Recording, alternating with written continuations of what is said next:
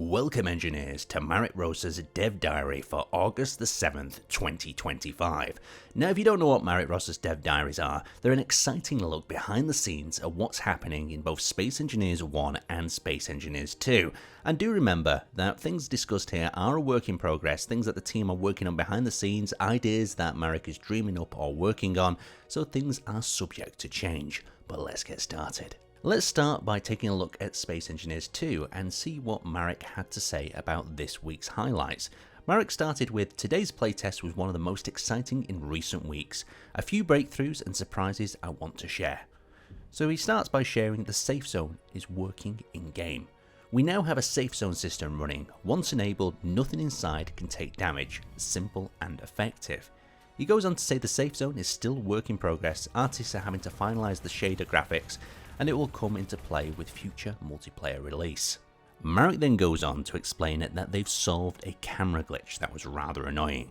A few weeks ago, I noticed a familiar annoyance in the first person view. The camera had a subtle secondary motion, like it kept drifting a bit after stopping or turning. I personally dislike this in any game. We had already solved it in VS1 and VS 1.2, so it was strange to see it return. After some debugging, we found the culprit, inverse schematics on the character's feet, which caused slight camera movements. Quick fix, we disabled IK in first person mode and it worked perfectly. Since nobody really checks their feet in first person and the lack of IK isn't noticeable, this is a win. Camera now feels solid again.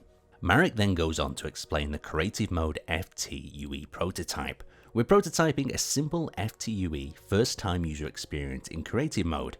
It gives you a basic objective flow, expand a cave, add a thruster to a ship, fly it to a location, ram another ship, continue to a station, and so on.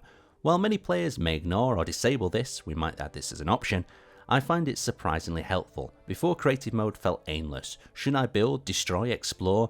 Now I don't need to wonder. Even light guidance gives a sense of direction, and that feels good. Now Marek moves on to talk about the survival mode first time user experience update. Work continues here too. We simplified the structure, objectives now guide you to where you need to go roughly, what to do, but how you get there is up to you. In my playthrough, I repaired the ship in the cave, flew to a station, fixed connectors, and then took a flying ship to the orbital station. It's still early, but the core loop already works and is fun. We'll keep expanding it. Additionally, Marek goes on to explain that the Venture planet has a visual update. Venture got another update and it looks 5 times better than before. The new terrain, terraces, voxel materials, boulders, overhangs, trees and flora bring it to life. It's starting to feel like a real planet. Stunning work by the team.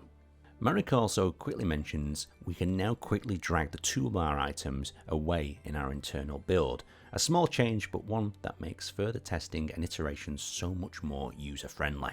Additionally, Marek touches on the water development. Water development is speeding ahead. Here's a look at our tests of water behavior on slope terrain. We're making steady incremental improvements and it's exciting to see how the system is starting to interact more naturally with the environment.